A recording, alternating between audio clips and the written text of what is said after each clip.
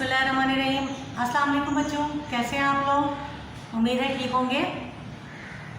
आज हमारा छठा लेक्चर है और आज हम हिस्सा शायरी में गज़ल पढ़ेंगे। गज़ल और शायर का तारुफ। आपकी उर्दू की किताब में 12वीं जमात की उर्दू की किताब में पहले शायर हैं मीर तकी मीर। आज हम मीर तकी मीर के बारे में पढ़ेंगे और मीर तकी मीर के तारुफ के बारे में पढ़ेंगे और गज़ल के मफ़हूम को समझेंगे। ठीक है बच्चों, बोर्ड की तरफ देखिए।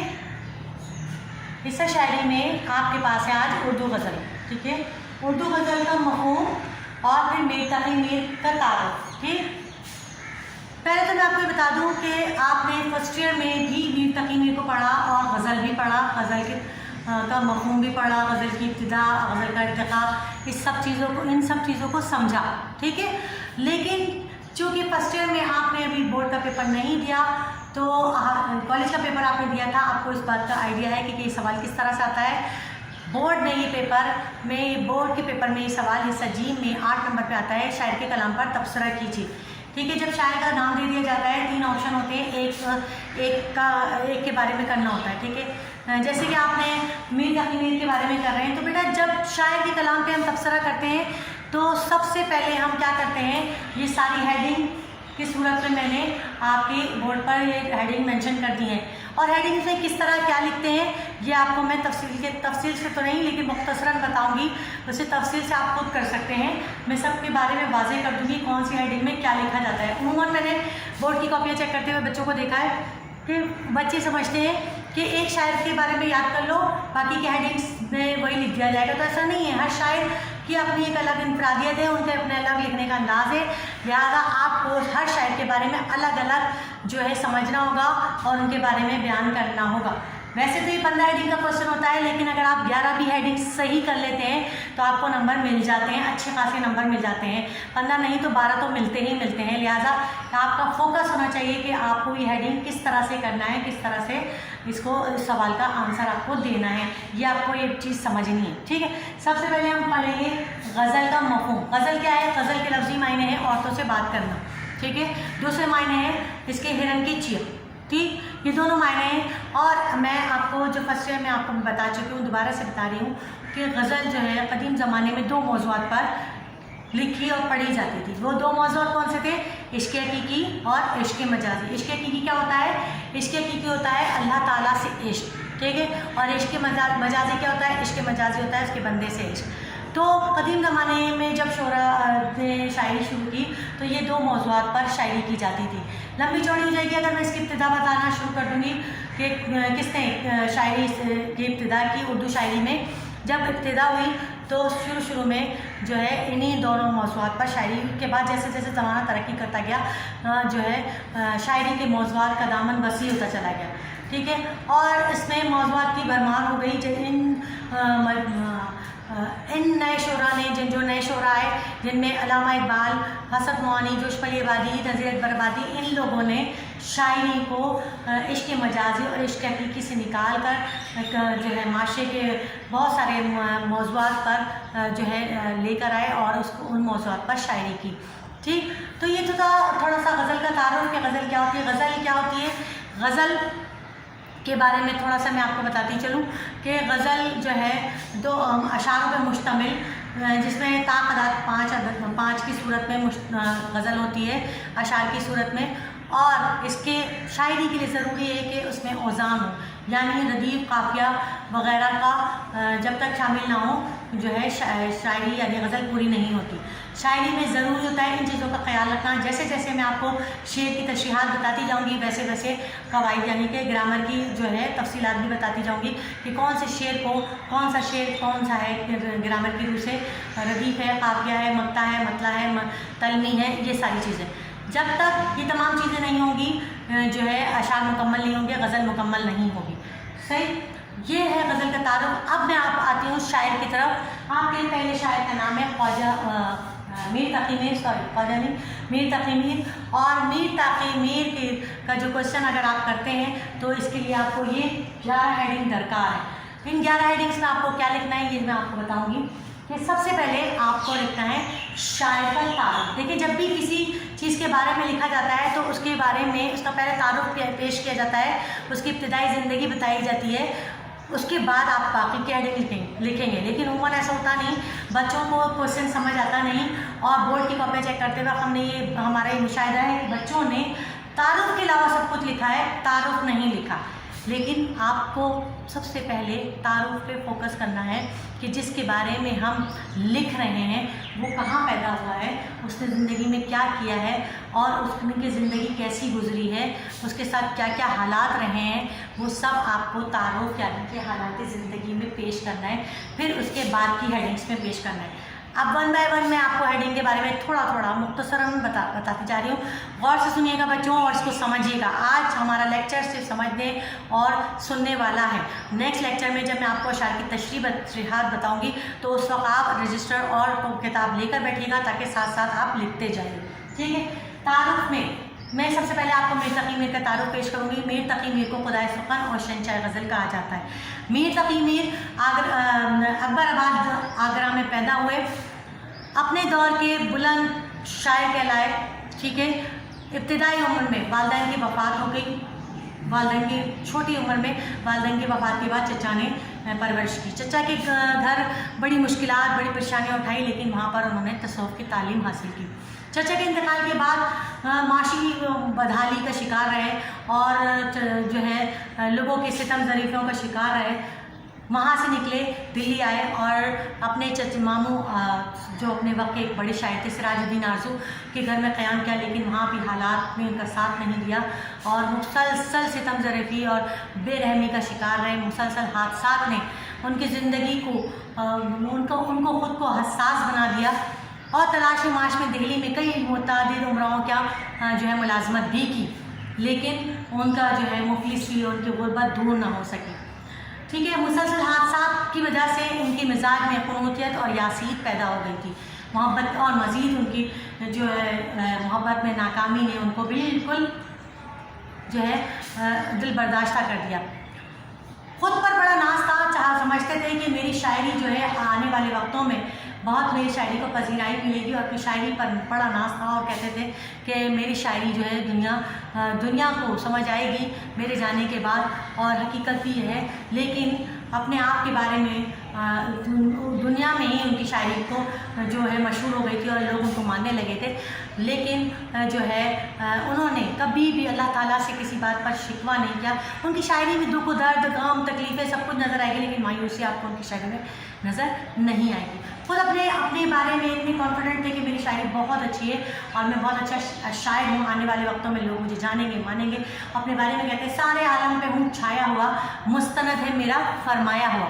बड़ी बातें अपने बारे में खुद कहते थे। ज़िंदगी की बेरहमी का शिकार होने के बावजूद शायराना ज़ौक़ कमाल का था।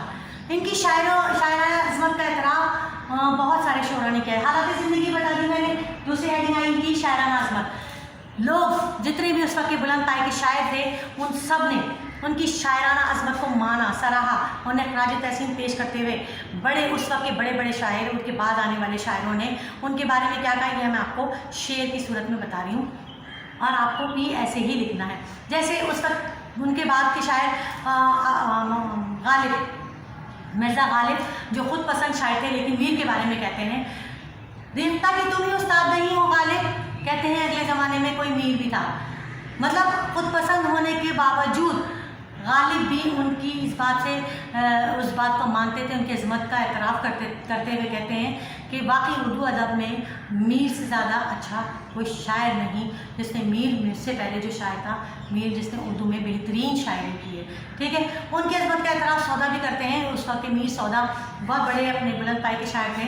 वो कहते हैं सौदा तो इस ज़मीन में गज़ल दर गज़ल लिख, सौदा तो इस ज़मीन में गज़ल दर गज़ल लिख, होता है तुझको मीर से उस्ताद की तरह। ठीक है। ये कहते हैं सौदा मीर की अज़मत का एतराफ़ करते हुए। और अल्ताफ़ हुसैन हाली कहते हैं हाली सुखन में शेख्ता से मुस्तफ़ीद हूँ, हाली सुखन में शेख्ता से मुस्तफ़ीद हूँ, होता है तुझको मीर शेर मेरे भी हैं पर पुरदर शागिर्द हाली सुखन में शेख्ता से मुस्तफ़ीद हूँ, शागिर्द मिर्ज़ा का मुक़ल्लिद हूँ मीर का। ये है अल्ताफ़ हुसैन हाली का। ٹھیک ہے، الطاف حسن علی نے ان کے عظمت کا اعتراف کرتے ہوئے یہ کہا، جبکہ حسن روحانی کہتے ہیں شعر میرے بھی پردرد ہے لیکن حسرت، شعر میرے بھی ہیں پردرد لیکن حسرت، میر کا شیوہ گفتار کہاں سے لاؤں۔ ٹھیک ہے، یہ حسن روحانی ان کے بارے میں کہتے ہیں۔ میر تقی میر کے جو ہے شاعرانہ عظمت کو بیان، درد و غم کی ہڈی آ گئی۔ میر تقی میر نے اپنی زندگی میں صرف دکھ، تکلیف، پریشانیاں، مشکلات اٹھائیں، ٹھیک ہے، اتنے درد و غم جمع کیے کہ وہ شعر کی صورت میں کہتے ہیں رنج و الم اتنے جمع کیے کہ دیوان کیا۔ یہ اپنے آپ بارے میں خود میر تقی میر کہتے ہیں کہ میری ساری زندگی میری محرومیوں، میری تکلیفوں اور میرے دکھ درد سے بھری ہوئی ہے، اور میری تمام شاعری کا نچوڑ میرے دکھ اور درد اور تکلیفیں ہیں، اور میری شاعری میں یہ سب چیزیں نظر آتی ہیں۔ ٹھیک، درد و غم، تصویر کشی، میر کو تصویر کشی پر عبور حاصل تھا۔ میر جو ہے جو کام مصور شاعری کے مصور رنگوں کے ذریعے کرتا ہے اور اس وقت کا منظر پیش کرتا ہے، بالکل میر اپنی لفظوں سے، اپنی شاعری سے وہ منظر پیش کرتے ہیں کہ پڑھنے والا جو ہے، قاری جو ہے، وہ بالکل اس کو ایسا لگتا ہے کہ وہ اسی دور میں سانس لے رہا ہے اور وہ اس دور کو دیکھ رہا ہے اور سمجھ رہا ہے، اور میر کے حالات، میر کا دکھ سمجھتے ہوئے اس کی آنکھوں سے آنسو جاری و ساری ہو جاتے ہیں۔ یہ میر کی تصویر کشی ہے۔ میر کے دور کے حالات، میر کے دور کے حالات، میر نے کی شاعری اس وقت عروج پر تھی جب دلی پر انگریزوں کا قبضہ ہوا۔ میر نے وہ خراب حالات دیکھے، انگریزوں کا ستم دیکھا، ہندوؤں کا جو ہے برا سلوک دیکھا، وہ تمام حالات سے کو فیس کیا، اور ان تمام حالات سے میر تقی میر گزرے ہیں، اور ان کی شاعری میں وہ تمام چیزیں، وہ حالات، وہ منظر نظر آتے ہیں، وہ پیش کرتے ہیں۔ ٹھیک ہے، چھٹی ہے سادگی و روانی، میر کے کلام میں سادگی و روانی پائی جاتی ہے۔ میر اتنی شفاف اردو اور اتنی سادہ کلام ان کا ہوتا ہے، ان کی کلام میں سادہ الفاظوں کا استعمال ہوتا ہے جو پڑھنے والے کو سمجھ آتے ہیں، اور پڑھنے والا اس میں اتنا محو ہو جاتا ہے، کھو جاتا ہے کہ اسے سمجھ ہی نہیں آتا کہ وہ کہاں پر ہے۔ ٹھیک ہے، تو سادگی اور روانی ان کی کلام میں بہت اچھی طریقے سے پائی جاتی ہے۔ تصوف، میر نے تصوف کی باقاعدہ تعلیم حاصل کی، ان کی جو ہے تصوف پہ کمانڈ تھی۔ تصوف ہوتا ہے اللہ تعالیٰ کے عشق میں ڈوب کر، اس کے عشق میں مبتلا ہو کر درویشانہ یا صوفیانہ کلام لکھا جائے، وہ تصوف کہلاتا ہے، اور میر کا تصوف بہترین تھا۔ ہاں، خواجہ میر درد جیسا نہیں تھا، لیکن میر کا تصوف بھی اعلیٰ پائے کا ان کی شاعری میں پایا جاتا ہے۔ ٹھیک، موسیقیت، میر کی شاعری میں موسیقیت اور ترنم، ان کے الفاظوں کی جو ترنم ہے، جب وہ الفاظ شعر کی صورت میں جو کوئی پڑھتا ہے تو ایسا لگتا ہے کہ آس پاس موسیقی بج رہی ہے، اور ایک لفظوں کا جو ترنم ہے، وہ لفظوں کا جو جادو ہے وہ بکھر گیا ہے ایک طرف، جیسے ان کا ایک شعر پتا پتا بھوٹا بھوٹا حال ہمارا جانے ہے۔ ٹھیک ہے، یہ والا شعر ان کا اس موسیقیت میں بہترین ہے۔ شخصی پندار، میر کی شخصیت دکھوں سے بھری ہوئی تھی، اور اپنی شخصیت سے بخوبی واقف تھے، اور ان کی شخصیت کا خاصا جو ہے ان کی شاعری میں نظر آتا ہے، ان کی جو ہے مایوسیاں، محرومیاں، سب ان کی شاعری میں ہمیں نظر آتا ہے، پتہ چلتا ہے۔ لیکن میر کی شخصیت جو ہے وہ ایک بامسمت شخصیت تھے، انہوں نے اپنی شخصیت کو شاعری میں بہترین طریقے سے پیش کیا ہے، اور پتہ چلتا ہے کہ میر کا درد کیسا تھا۔ ٹھیک، تشبیہ استعارہ، میر نے بہترین تشبیہات اور استعارات سے کام لیا ہے۔ میر کی شاعری میں اتنی عمدہ، اتنی بہترین مثالیں ہوتی ہیں کہ جس کو سن کر جو ہے ہوتا ہے کہ میر نے کہاں سے یہ مثالیں اور کہاں سے یہ استعارے جو چنے، جیسے ان کا ایک شعر ہے، ناز کی اس لب کی کیا کہیے، پنکھڑی ایک گلاب کی سی ہے، یہ انہوں نے اپنے محبوب کے بارے میں کہا ہے، اس کے ہونٹوں کی تعریف کرتے ہوئے گلاب کی پنکھڑی سے اس کو تشبیہ دی ہے۔ یہ ان کی تشبیہات و اشتہارات بڑے زبردست ان کی شاعری میں پائے جاتے ہیں۔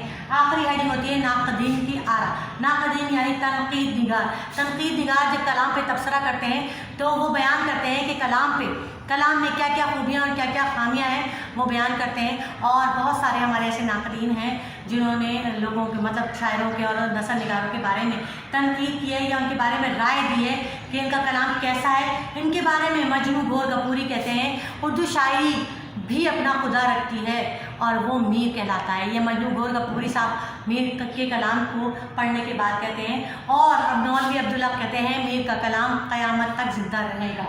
ٹھیک ہے، ناقدین کی آرا میں آپ کو رائے پیش کرنا ہے تنقید نگاروں کی۔ ٹھیک، یہ سوال یہاں پہ ختم ہوتا ہے۔